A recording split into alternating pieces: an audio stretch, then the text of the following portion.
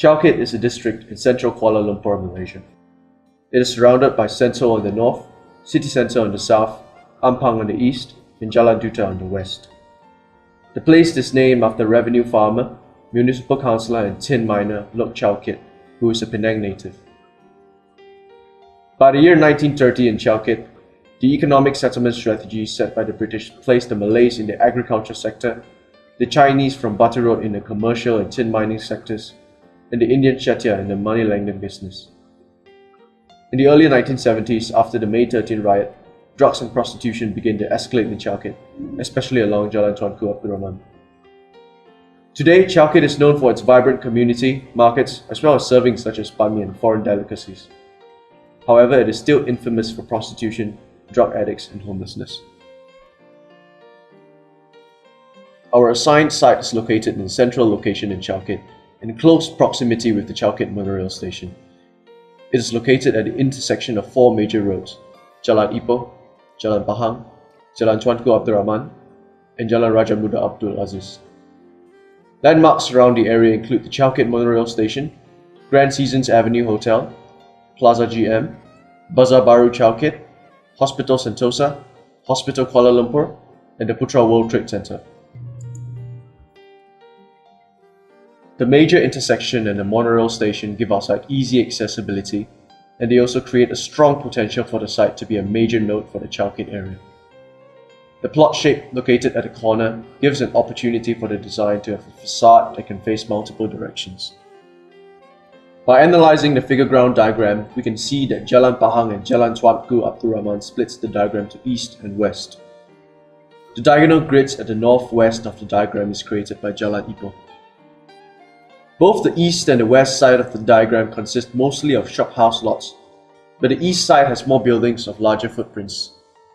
This is due to the Haji Taib district on the west side regulating the building footprint on the frontage of Jalan Tuanku Abdul Rahman. The building heights apparent in the 15-meter and 20-meter figure ground diagrams shows that a 3 to 5 story building is appropriate for the plot, as it would make a smooth height transition from the monorail station to the adjacent shophouses. Wind is generally stronger from the southeast direction. Vehicles on the two major roads along the site, Jalan Ipoh and Jalan Pahang, also increases the wind circulation from the southeast direction. As the building facade will likely be facing west and south, facade treatment on the west side is therefore important to minimize the impact of the afternoon sun. The drainage around the site are not properly covered and allows it to be filled with rubbish. The lack of a perimeter drain on site also creates the threat of pooling in the site. There are a numerous amount of trees within the site that are worth preserving simply because of its old age and its positive impact toward the site. The existing shophouses within the boundary contain architectural merits that could deserve proper conservation work in this project. The facades of the neighbouring shophouses, which vary in height and are mostly in the Art Deco style or modern style, also needs to be taken into consideration in order to ensure connectivity in the urban fabric. Traffic flow around the site is usually constant but smooth due to the wide roads and consistent traffic lights. There is also a bus stop by the site boundary that is utilized by a moderate amount of civilians. The availability of parking bays around the site is moderate, with a private and public car park nearby. However, there is a lack of designated motorcycle and bicycle parking around the area.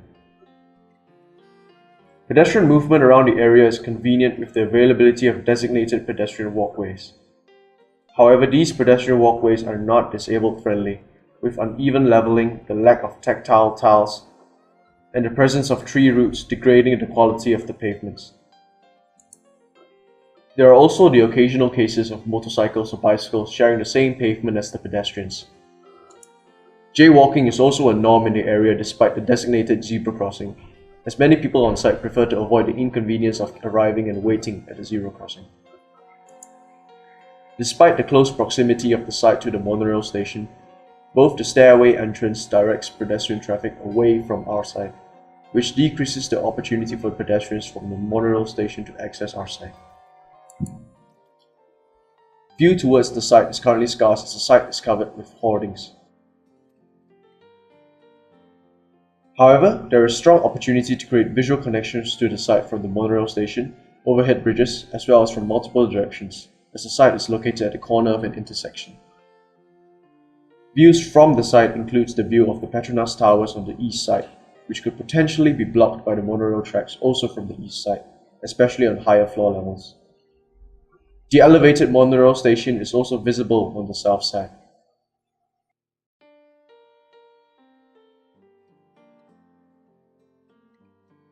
The community of Chow is vibrant, and it is also known for its relatively large Indonesian and African community. The monorail service is properly utilized by the public, along with the bus service.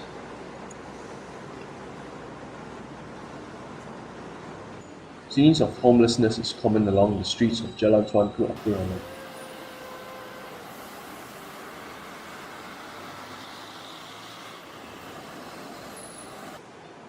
Zebra crossings in the area are available and used whenever convenient, but scenes of people jaywalking is also a norm.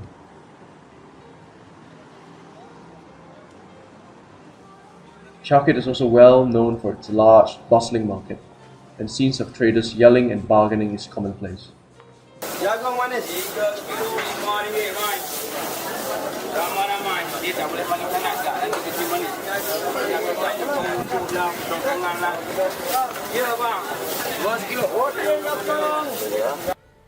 In the night, mobile soup kitchens offering meals to the homeless can also be spotted.